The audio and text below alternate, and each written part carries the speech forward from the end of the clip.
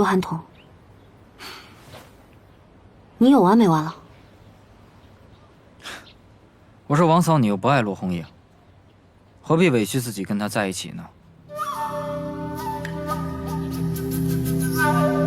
陆寒桐，今日这番话，我只说一次，但希望你以后能牢记一生。我是自愿留在骆红影身边的，并没有委屈，也并没有不爱，反而我很感恩能被你王兄这么细腻又体贴的人所呵护和信任。我易洛也绝不会辜负他这份真心，会尽心尽力地做好这个王后。我要说的都说了，你好自为之。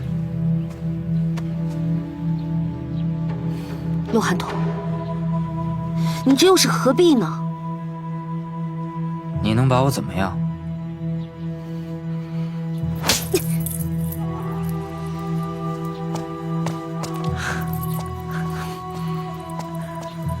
你还来真的？皇上，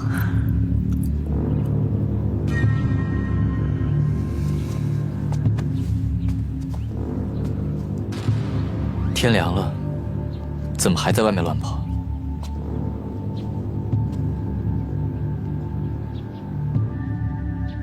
走，我送你回宫。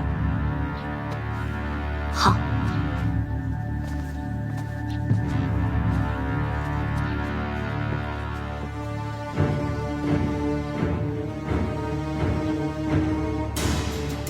想做一个好人，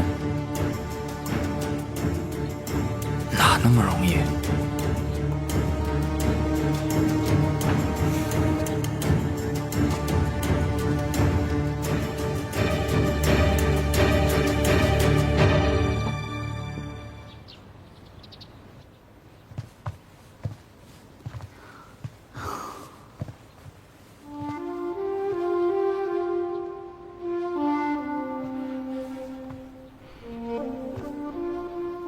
刚才多谢王上为我解围，我跟洛寒桐什么都没有，还请王上不要误会。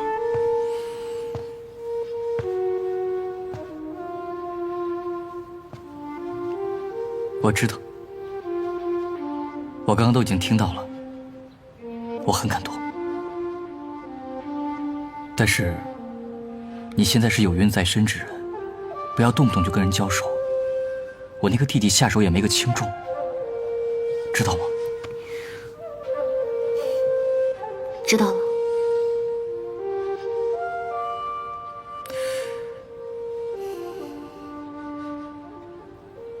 吴夫人那边有消息了。是吗？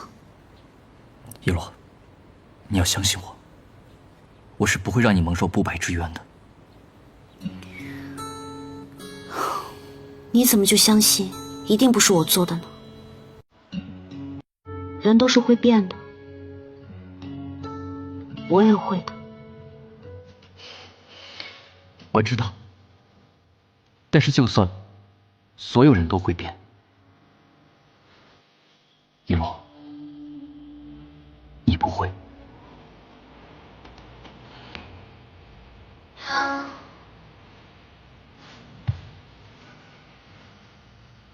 你对我越好，我心里就越是过意不去。我求你以后不要再对我这么好了，欠你太多了，我怕我今生都还不起。没关系，我可以等。我相信，总有一天你会还给我的。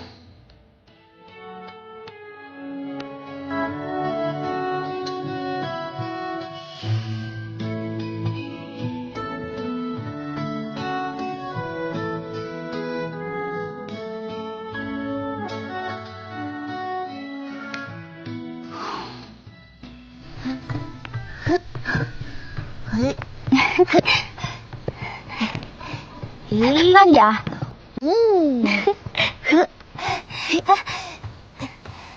流星姐姐，王后娘娘在干什么呢？一直摸着她的肚子。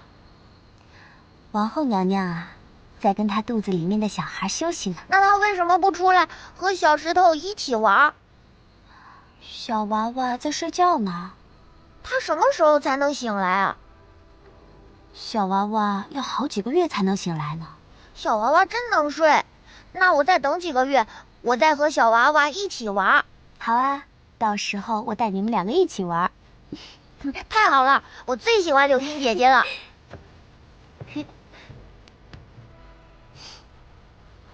哎，哎，哈哈，哎，咦，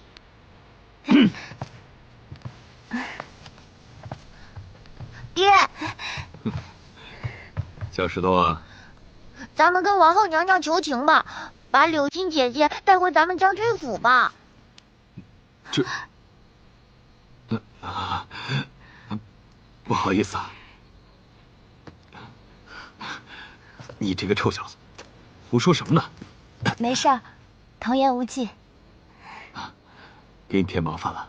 没事儿，小石头来我们这儿啊，反而还热闹了。你以后没事儿啊，就可以把它放在我们这儿。多谢柳星姑娘。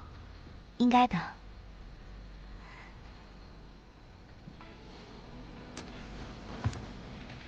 去吧。啊，哎，嘿，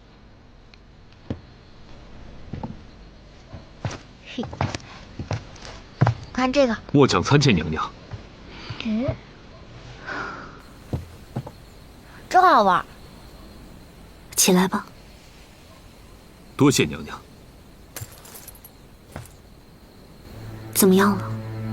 娘娘，皇上让您去一趟黎夫人宫中。好，看来是有眉目了。这个，您去了，自会知晓。你去告诉皇上，我马上就到。是。末将告退。柳星姐姐，你看，小石头。爹，我和柳星姐姐好着呢，你去吧。好。咻咻，嗯，星姐姐，你看，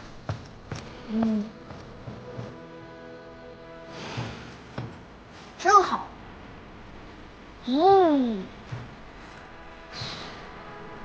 呵呵，柳星，哎，你还是随我一同前去吧，让他们陪小石头玩。是。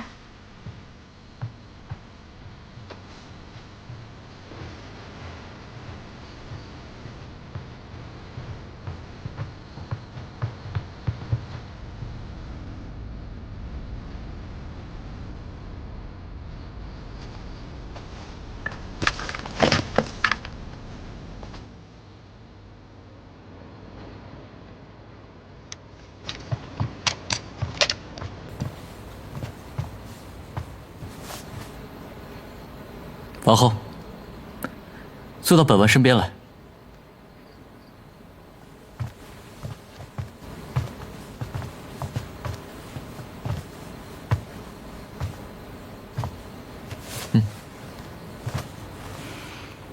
这是怎么回事啊？回娘娘，属下奉王上之命，调查后宫嫔妃之死，安排人手，秘密监视各宫夫人。前几日，发现黎夫人宫中有可疑之人半夜出入，经微臣调查，果然在他身上发现了毒药。所以说，这件事情是黎氏做的。毒药已经交给太医查验，如果和死者身上的毒一样，那就证明确实是黎氏所做。跪下！你杀人害命，还把罪名嫁祸给王后娘娘，你可知罪？皇上，臣妾是冤枉的。你若是敢跟吴氏一样去死，我就相信你是无辜的。皇上，臣妾自知必报，不讨皇上欢心。可是您难道真的就要看着臣妾死了，才能证明臣妾的清白吗？清白？哼，好。来人呐，把人带上来。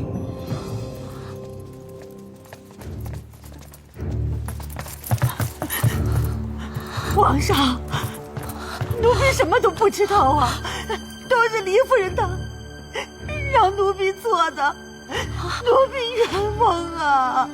皇上，谁不知道王后娘娘是强将军一路护送到西戎国的生死之交？强将军定是和王后娘娘是一伙的，是你们联合起来诬陷我。再说，随便从哪儿抓来的一个嬷嬷，她的话怎么可信啊？随便一个嬷嬷，你可知道，一个御药房的掌事嬷嬷，为何半夜3更在你的宫中出入？还有，宫中那么多御医，为什么你偏偏只找一个只会煎药的下人？这些，你作何解释？夫人，你不能不管奴婢，奴婢都是为您办事儿的。你们这些家伙，惯会血口喷人，还买通御药房的嬷嬷一起来诬陷我。皇上，人证是可以造假的，你怎么能听他们的一面之词就定臣妾的罪啊？你说说看，黎氏到底让你做了什么？黎夫人她让奴婢杀人。你诬陷我！放肆！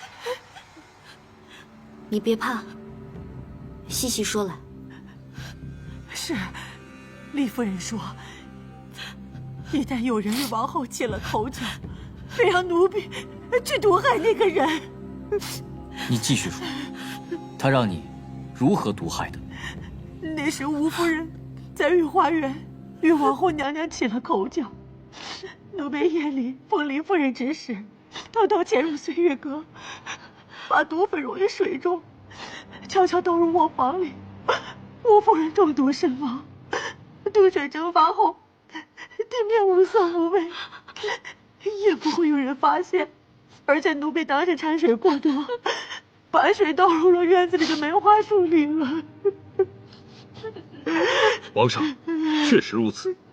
岁月阁的梅花，一夜之间全部死掉。这是黎夫人给奴婢的毒药。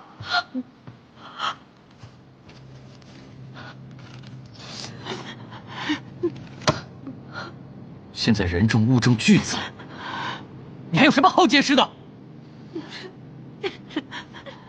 你这个女人，为何如此蛇蝎心肠？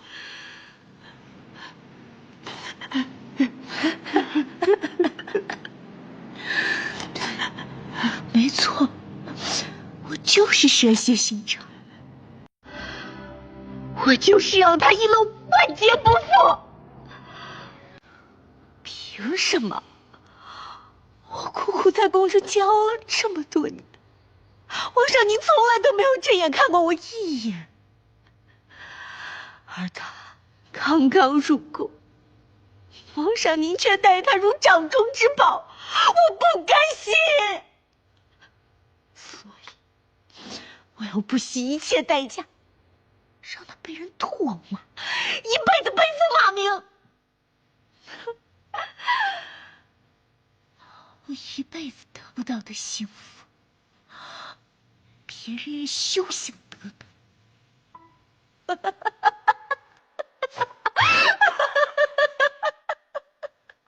你针对我，干脆杀了我不是更好？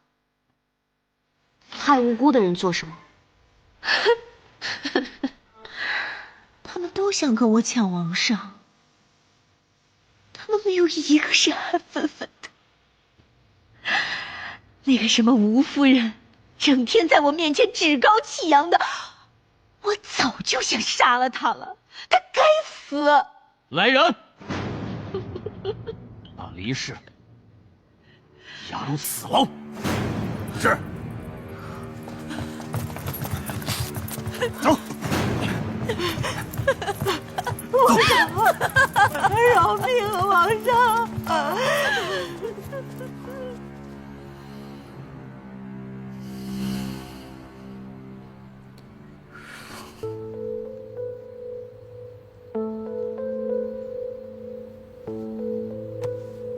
一洛，对不起，让你受委屈了。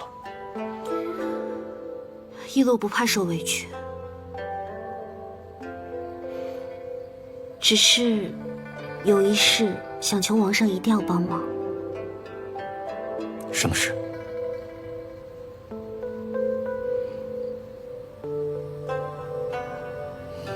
你们都下去吧。是。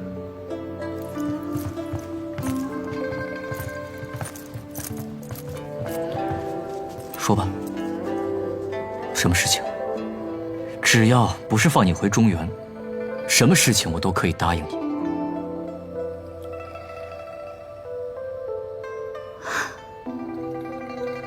一洛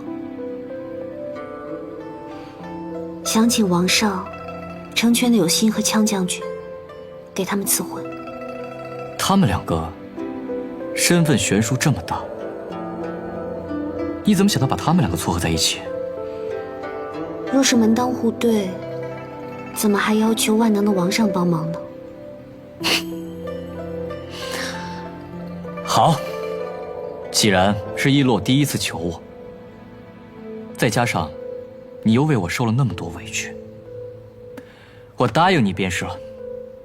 正好我景公侯家中无后，那我就封她为景公侯家的义女，再赐她锦绣奇女之名，如此一来，也算是一桩完美的婚事了。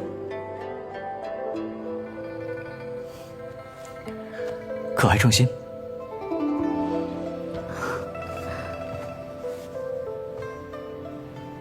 多谢王上。来人，王上，把羌将军和柳心给我叫过来。是。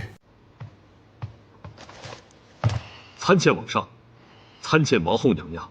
柳心，念你与王后情深义厚，我就封你景公侯家的义女，再赐你锦绣奇女之名，你可愿意？谢王上，谢娘娘。羌将军，我将这锦绣奇女许配给你，如何？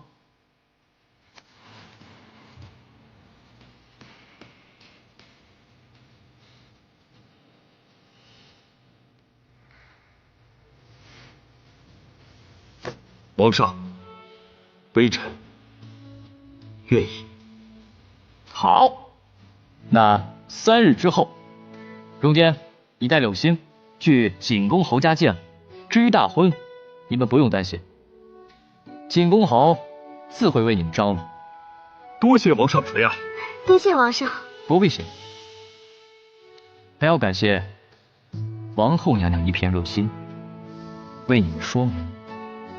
娘娘，您的大恩，奴婢永生难忘。来世，定当做牛做马，报答娘娘。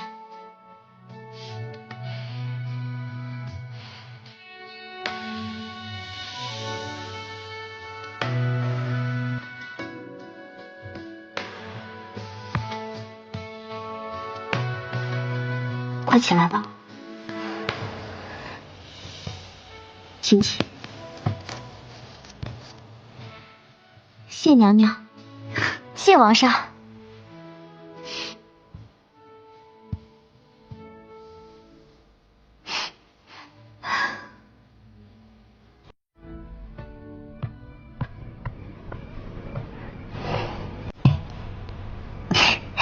娘娘今日奔波劳累，奴婢为您泡个脚，解解乏。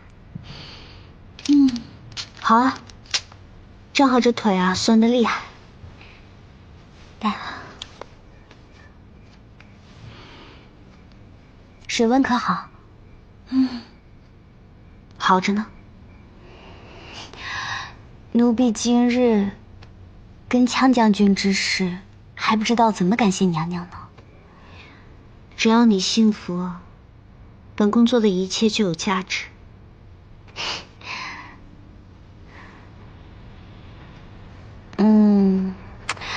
只是奴婢不知，将军最后为何会回心转意，接受赐婚呢？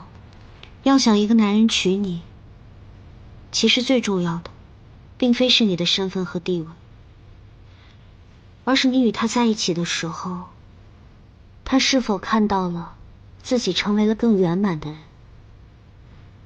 羌将军呢，一表人才，有情有义，是很多女子倾慕的对象，而他之所以至今尚未续弦，是因为那些女人都是因为他的光环想要投靠他，受他庇护。奴婢觉得娘娘此话实在深奥。再好的人也有他不好的地方，再不好的人也有他的好。我认为一段好的姻缘并非是拿彼此的好来做交换，而是用自己的好去补了对方的不好。你在破案时给了羌将军所不能及的线索，后来又与小石头关系甚密，补了他对小石头的亏欠。羌将军自然爱屋及乌，对你好感倍增。这一来二去啊，羌将军心中自然就有了你。奴婢觉得娘娘实在是聪慧，奴婢呀，要是有娘娘的一半聪慧就好了。赐婚呢，涉及王室的颜面，若在平时，骆红影是很难同意的。所以啊，你还要感谢那个黎师儿，百般设计陷害我，这才换来了骆红影对我的亏欠。而我也是借助了这个亏欠，为你求来了这个赐婚。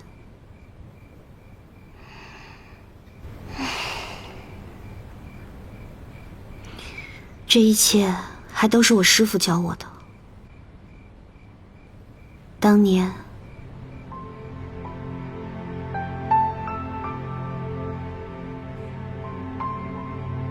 他为了自己最好的兄弟与心爱的女人在一起，也是如此这般，与中原的皇帝做了交易。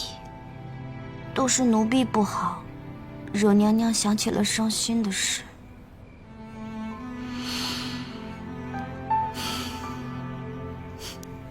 你哈，别什么都往自己身上揽。我没事的，本宫今日做了一次媒，心情可好了。知道了，对。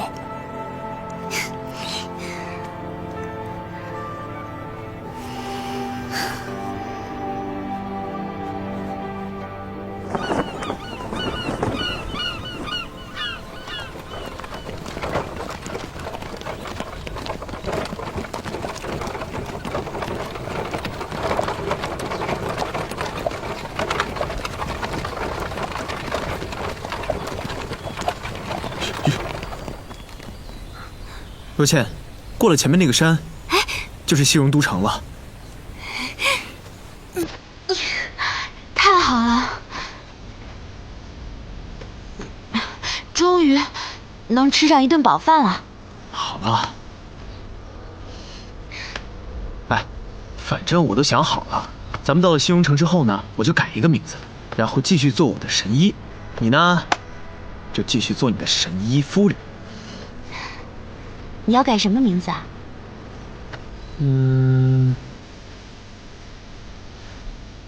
若子仪，怎么样？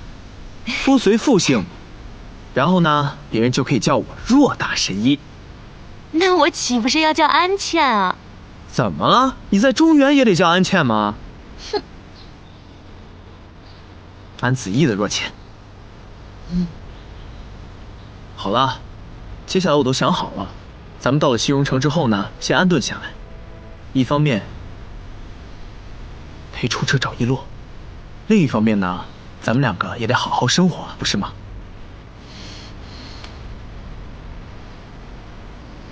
好。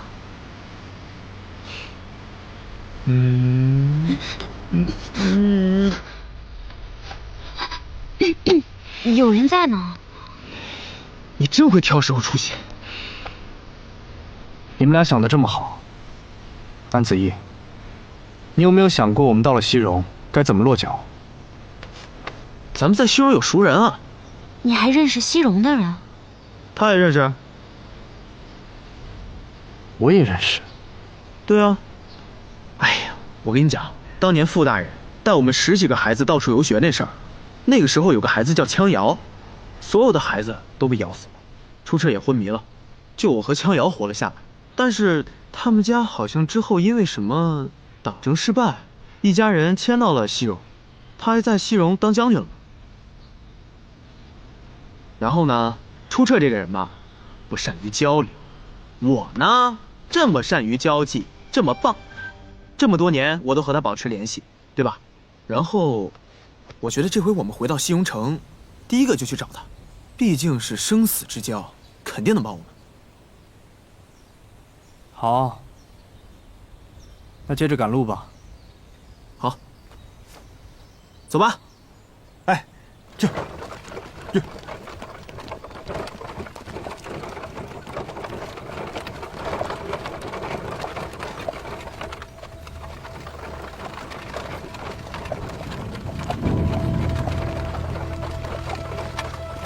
罗茜，听说西戎可好玩了，等到了西戎，我带你去玩吧。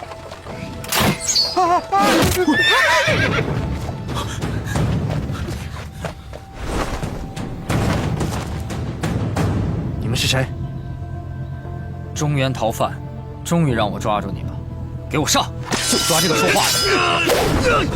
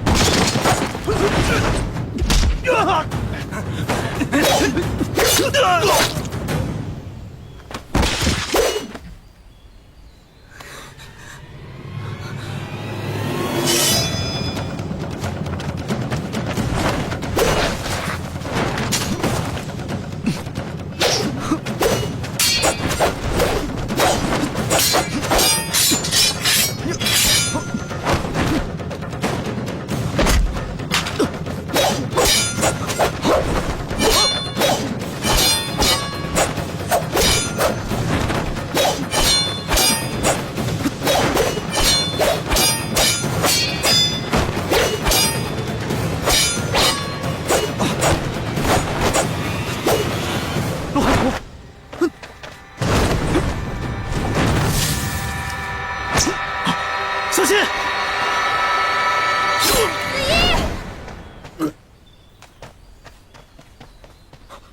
子夜，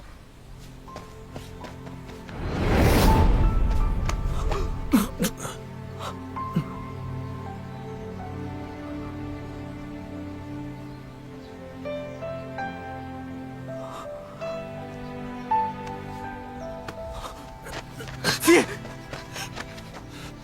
子夜。子夜，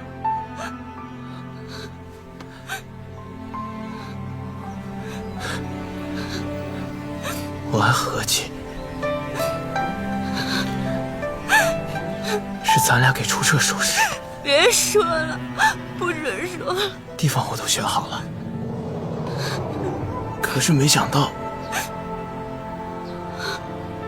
怎么是我先走了呢？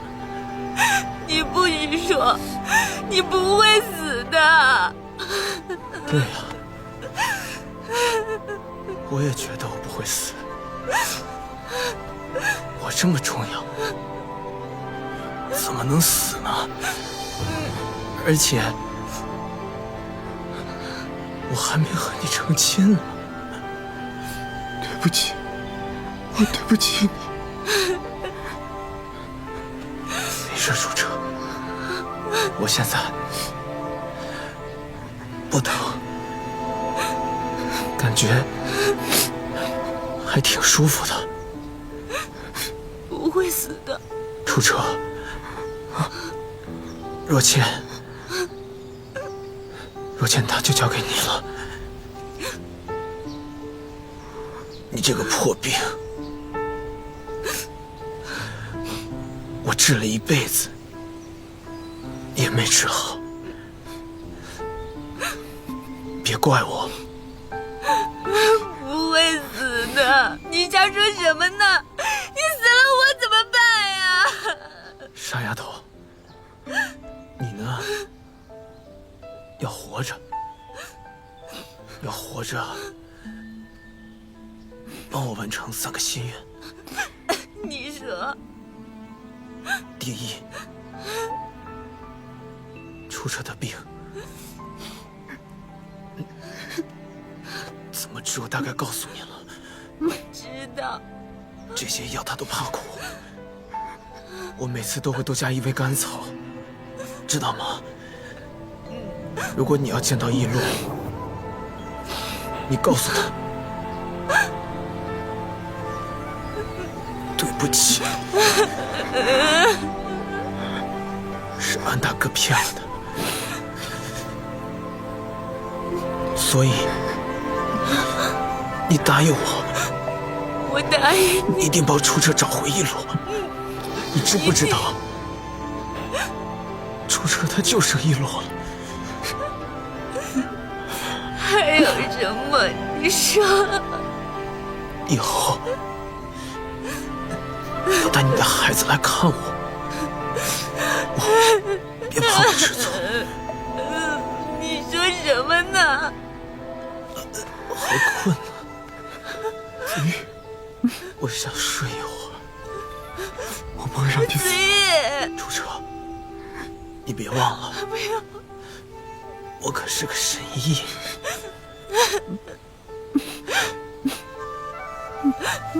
别哭，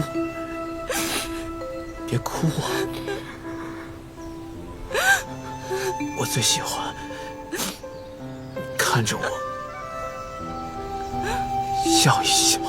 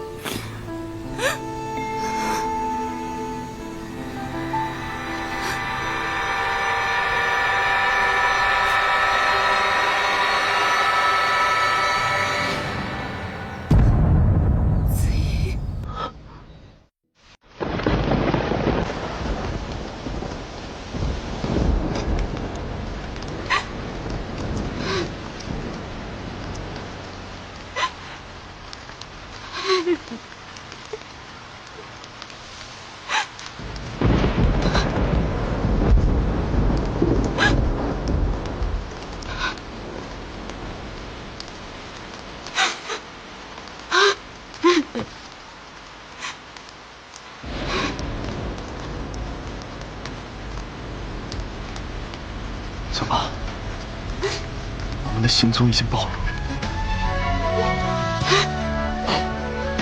楚先生，若倩有一个请求。你说吧。此去西戎国，凶多吉少。若我先死，先生尚有机会的话，请将我于此一葬于一处。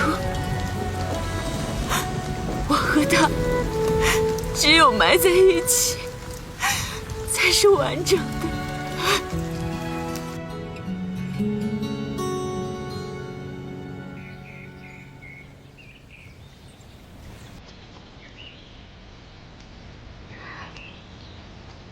娘娘，我们走得太远了，回去吧。回去干什么呀？皇宫这么大，这里难得好清静。可是前面阴森森的，怪吓人的。你胆子怎么那么小啊？没事，我会武功，有事我保护你。娘娘，起风了，要不还是回去吧。你去凤年那儿给我取件披风吧。是。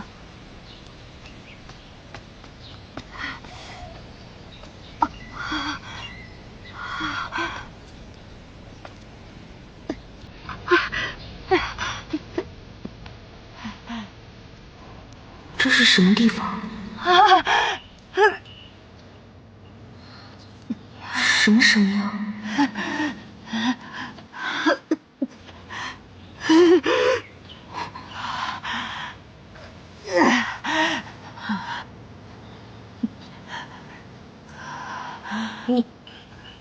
你怎么了？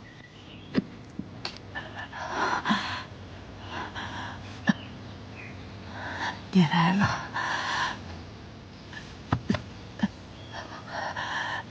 你是谁？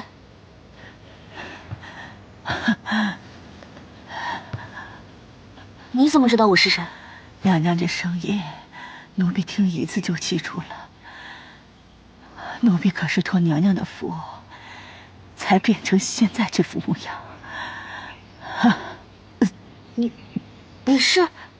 你是药房的那个掌事嬷嬷？娘娘果然聪明。怎么被罚到这种地方了？这世上最残忍的就是生不如死。老奴给挖掉了双眼，打断了双腿，求生不得，求死不能啊！罗红衣怎么如此残忍？为君者最是无情无义。娘娘，你以为那个对你百般恩宠的男人，真的是对你百依百顺吗？你想说什么？娘娘，人之将死，其言也善。老奴看着罗红英长大，她肚子里藏了多少心计，老奴比娘娘看得更清楚。娘娘一直想知道的事情，奴婢这里可能有些答案。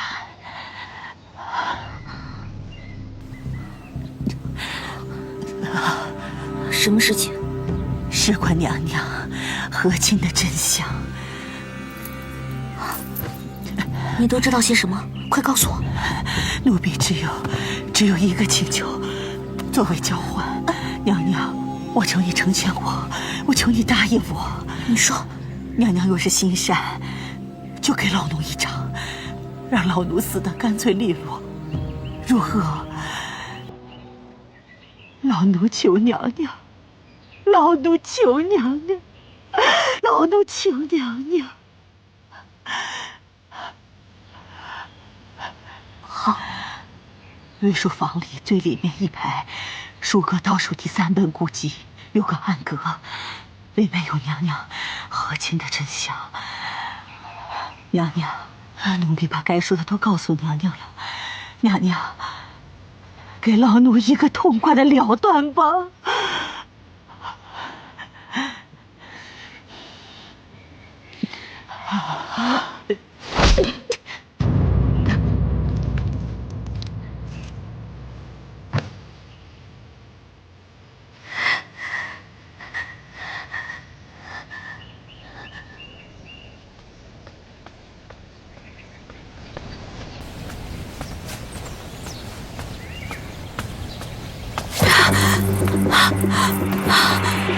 娘娘，娘娘，怎么了？没事，快回去。哦，哎，走，娘娘。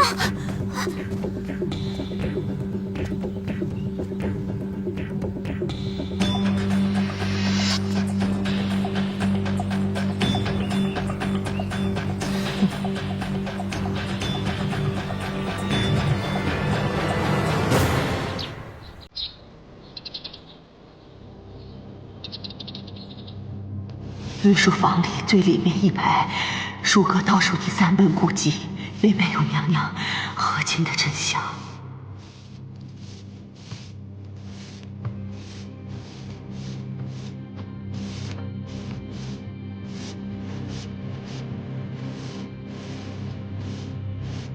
最里面的一排书阁，最下面倒数第3门古迹，在这。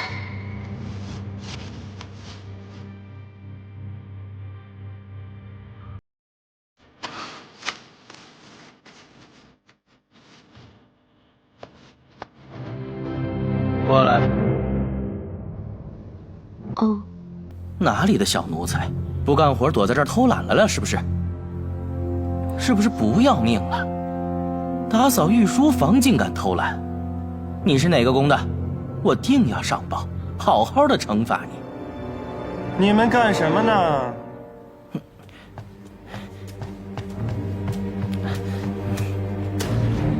你叫什么名字？荣总管，奴才我是芳草啊，您不记得了吗？我没问你。你是何人？把头抬起来。我让你把头抬起来。皇上驾到！都下去吧。是。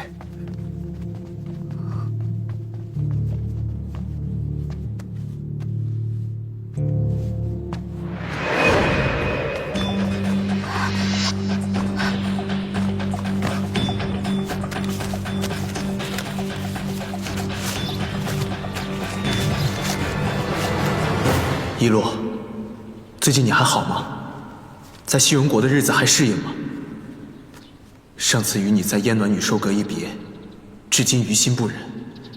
遂来信与你说明你被迫核心事实的真相。齐燕阴狠险毒，是我做梦都没有想到的。他与骆红影达成卑鄙协议，用国家大义和两国之战说服出撤，在大婚之日将你放弃。一切已成定局，希望你再也不要回中原国，好好照顾自己。这电脑真大，是娘娘说的那些东西，继续搞笑啊！好了，换班，好好休息休息吧。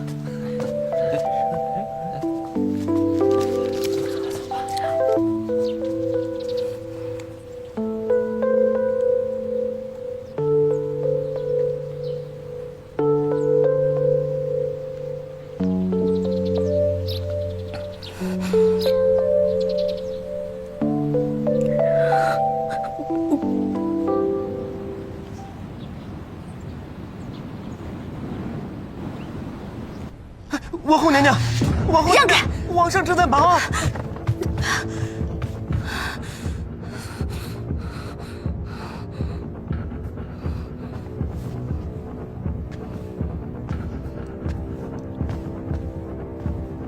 怎么突然跑来找我，还穿成这个样子？你说话呀，一洛，怎么了？原来你把我当傻子一样，骗了我这么久，是吗？骗你？你什么意思？骆红影，你太可怕了！原来是你拿中原和西戎的两国之战来威胁齐燕，之后才让他不得不让我和亲的，是吗？这都是谁跟你说的？是还是不是？没有。没有。中原国又不止我一个女人，而且我还心有所属。若不是你威胁了齐燕，就算他再坏再阴险，也没有必要非得拿我来和亲。原本此事我就觉得蹊跷，今日看来，这一切你才是始作俑者。这几个月以来，你却还在这里装好人。究竟是谁跟你说的？到底是谁？告诉了你，只不过是又让你多杀一人。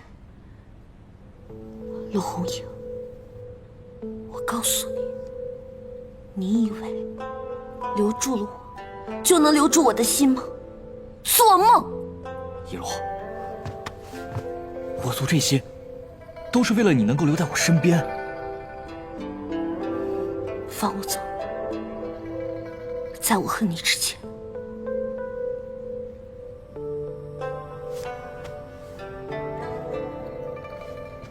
一洛，你最好想清楚，你现在是西戎的王后。如果你不想看到西戎跟中原兵戎相见的话，最好老老实实的待在宫里。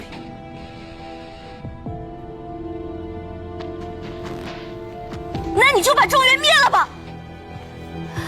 你不为自己考虑，也得为你腹中的孩子考虑。来人，皇上，送王后回宫，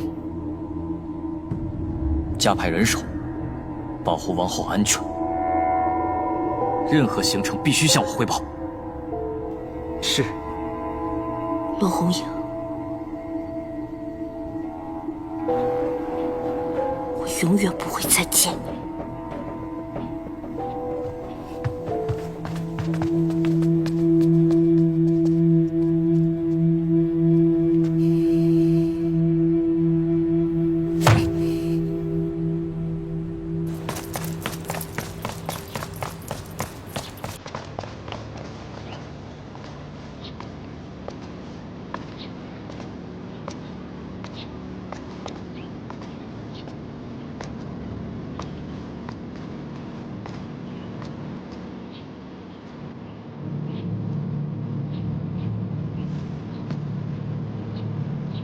从今天开始，我做的所有一切都有我自己的道理，你无需多问。到了你该知道的时候，我自会安排。这就是洛王府。洛王府，洛东庭，前西戎国国王的第3个儿子，只因当年对王位野心太大，被贬到了边疆。可是我只知道国王只有2个儿子。难道边境还有一个？既然他已经失势了，那我们找他有什么用啊？正因如此，他才可能成为我最好利用的一颗棋子。你且在外面等我，一切小心。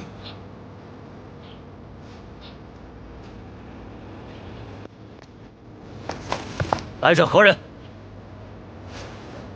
在下中原谋士出撤，拜见洛王爷。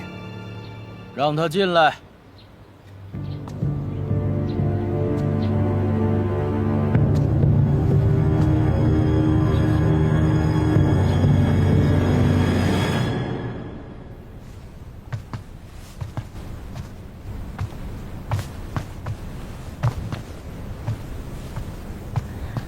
皇上，喝碗莲子汤，去去火吧。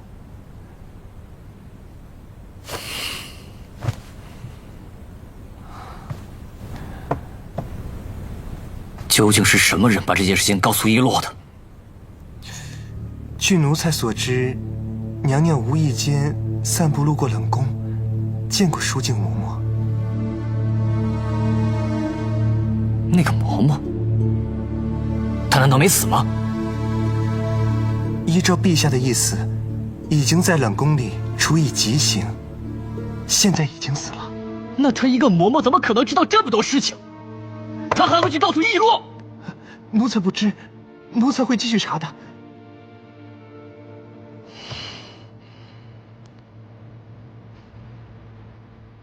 一洛那边怎么样了？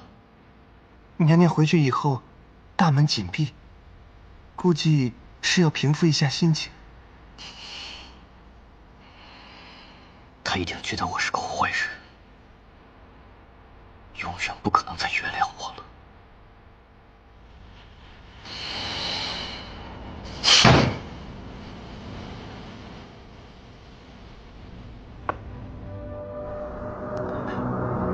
皇上。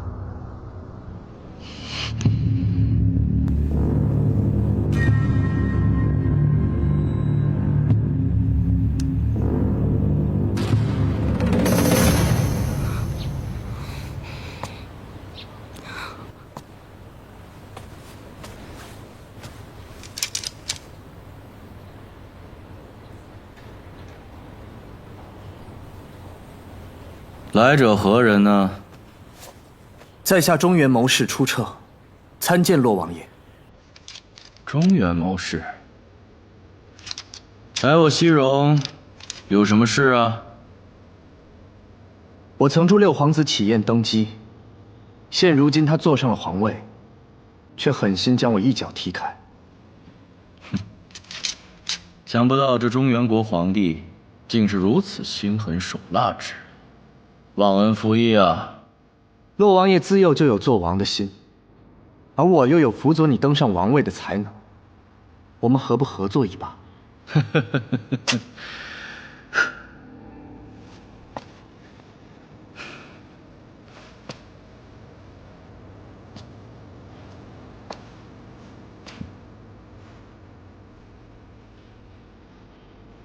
辅佐我登上王位，与你有何好处？有志之士，渴望看到明君。若能在西戎施展才能，实现治国抱负，那初某觉得此生无憾。好大的口气啊！你就一个人，我如何信你？六皇子启彦在众皇子中最不受宠，他三顾茅庐找到我，我一路为他进言献策，逐一打败对手。王位不能着急，要等，需要时间，要有对的策略。如此说来，我是你唯一的人选。我又如何不知道啊？但是我大哥如今已经是国王了，而且深得民心。我二哥这些年在外也是战功赫赫呀，斗智斗勇我都抵不过他们，我如何信任于你？我早已准备了一份见面礼给你。哦，见面礼？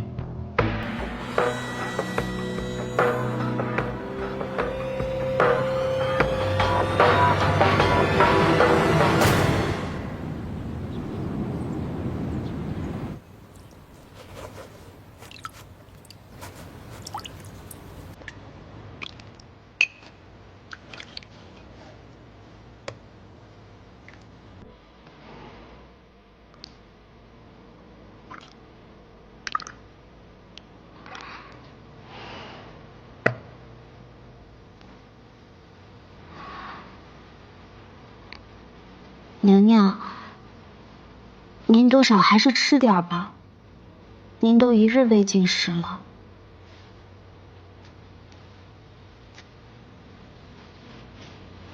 你看，就算你自己不吃，你也得为你肚子里的孩子想想啊。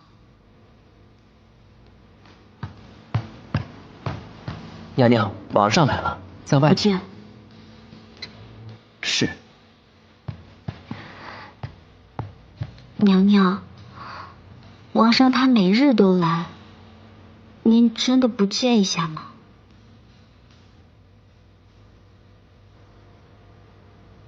你去跟陆红英说，就是我身体抱恙。是。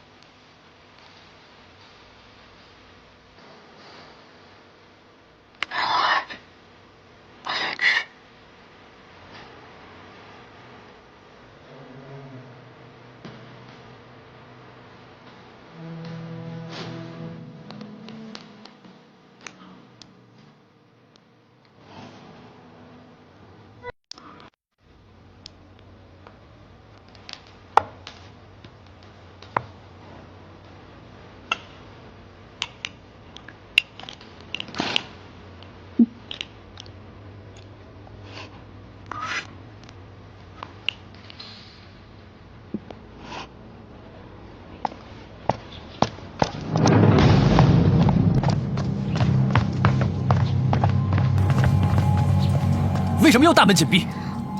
回王上，娘娘她身体抱恙，暂时无法出来迎接王上。难道就这么不想见我？一罗，一罗，一罗，你给我出来！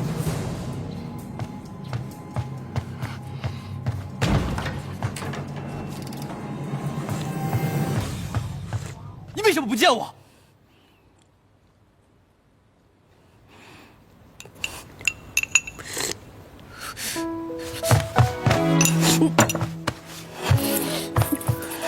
你说话呀！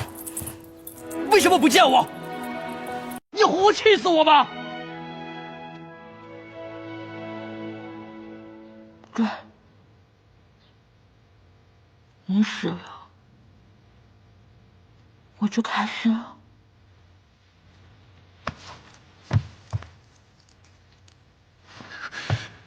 你凭什么不见我？你知不知道，我可以随时要了你的命？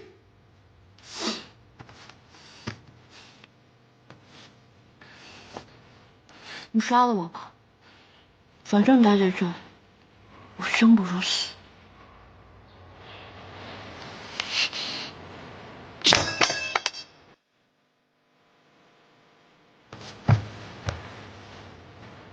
一罗，你跟我说，我到底要怎么做，你才能原谅我？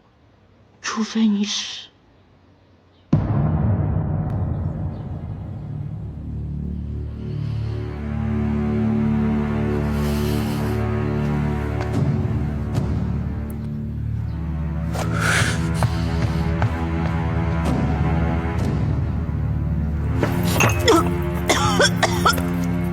娘娘，娘娘，娘娘，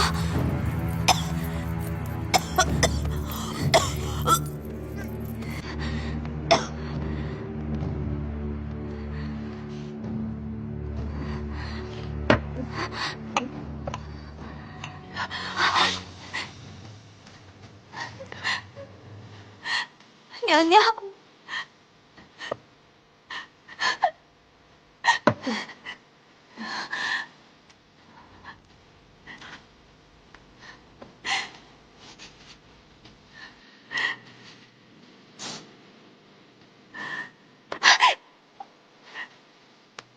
不，娘娘，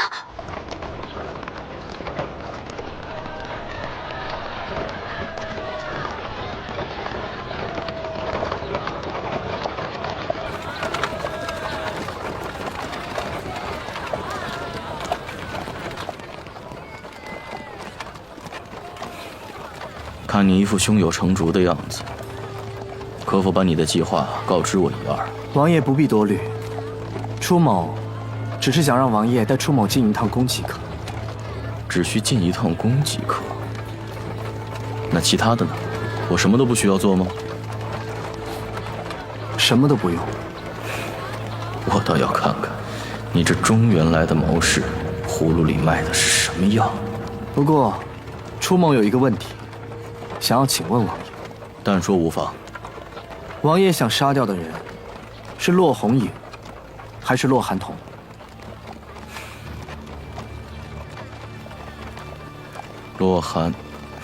骆红影吧。为何？此事实不相瞒，当年若不是我大哥以兄长的身份处处排挤我、诬陷我也不至于被父王视为眼中钉，而发配到边疆，受了这么多年的苦。王爷，其实先主让你远离两个哥哥，也并不是什么坏事。他们两个人，一个骁勇善战，一个雄才大略，文武兼备。你若是在，恐怕也是他们你争我夺的牺牲品。那你的意思是，要想除掉骆红影，其实不难。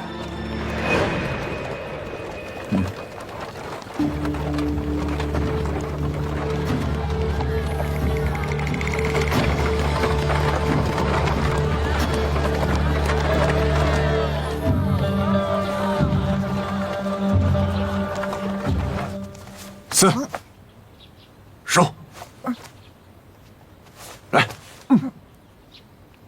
来，自己练。刺，抓，勾，收，住。好，自己练。流星姐姐，流星姐姐，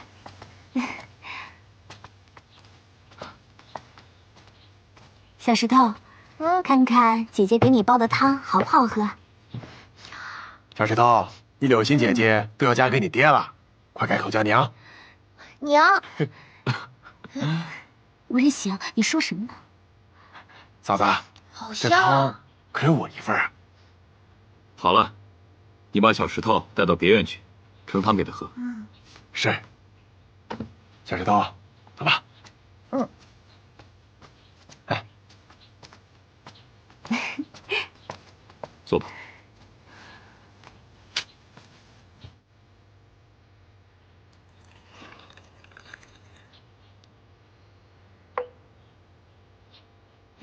怎么了？脸色不好。皇上啊，和王后娘娘又吵架了。这是为何？每次皇上和王后娘娘吵架，我一个下人又不好多说些什么。王后娘娘有太多不为人道的苦衷了，但她现在又身怀6甲，孕吐不止。我真的好担心她。既然如此，那这几日就好好照顾娘娘，就不用辛苦过来了。多谢将军体谅了。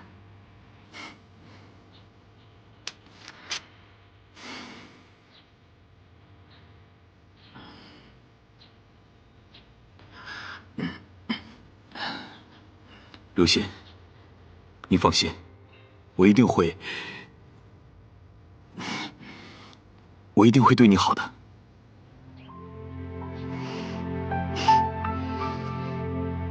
其实，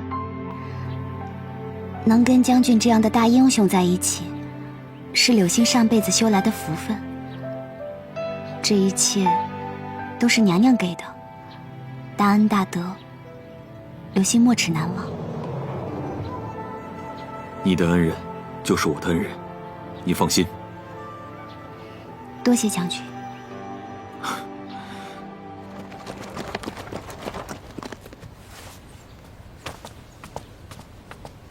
王爷，朱某下车有事，稍后再与你会合。难道你后悔了？当然不是，只是拜见一位很久没见的老朋友罢了。